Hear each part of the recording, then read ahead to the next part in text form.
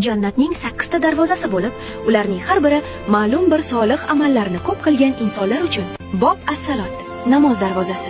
Namozlarni o'z vaqtida, ixlos bilan va butun qalbi bilan ado etgan mu'minlar uchun. Bob al-jihod, jihod darvozasi. Allohning roziligi yo'lida bor, kuchi va imkoniyati bilan harakat qilgan, jihod qilgan insonlar uchun. Bob as-sadaqa, sadaqa darvozasi. Xolis niyat bilan ihson va xayriya qilgan va muhtojlarga yordam qo'lini cho'zgan saxovat peshalar uchun. Bob ar-rayyon, Rayyon darvozasi. Bu darvoza faqat roza tutuvchilar uchun xoslangan bo'lib, undan chanqoq nimaligini bilmaydigan jannatiylar kiradi. Bob al-haj, haj darvozasi.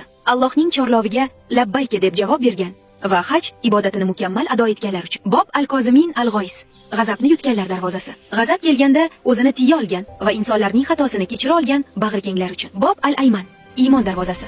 Iymoni mustahkam bo'lgan, Allohga cheksiz tavakkul qilgan va hisob-kitobsiz jannatga kirish baxtiga muyassar bo'lganlar uchun. Bob az-zikr, zikr darvozasi.